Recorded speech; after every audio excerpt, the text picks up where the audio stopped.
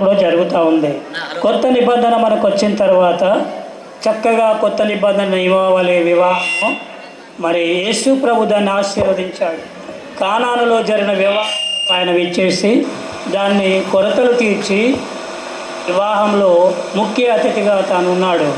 కాబట్టి ఎక్కడ యేసు ప్రభు ఉంటే అక్కడ ఆశీర్వాదం ఉంటుంది, మనమందరము నమ్మాలి.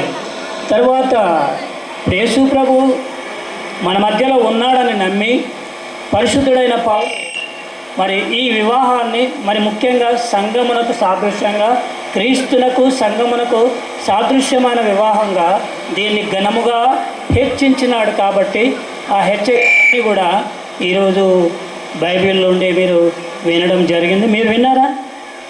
విన్నవా? వాక్యం చదివినప్పుడు విన్నవా శ్రీవాణి? అన్నీ మరి మీ జీవితంలో అన్వయం చేసుకోవడానికి లేదా చెప్పినట్టు ప్రార్థన చేయాలి, ప్రేమతో ఉండాలి, చక్కగా ప్రేమతో ఉండాలి. ఇంట్లో కాదు, నువ్వు ఎక్కడ తిరిగినా ఏసులాగానే ఉండాలా. ఏ స్థాయిలో ఎక్కడ పోలీస్ అయినా ఏదైనా యేసు ప్రేమను సమాజంలో కూడా ప్రకటించాలి, ఈమె దగ్గరే కాదు. కాబట్టి అన్నీ చాలా సంతోషం. డేవిడ్ రాజు మంచి భయభక్తి గలవాడు, శ్రీవాణి కూడా ప్రార్థన పర్వాలు.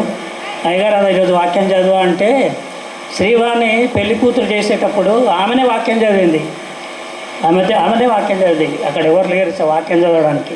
కాబట్టి దేవుడు ఈ బిడ్డలను దీవించునుగాక. ఆమేన్.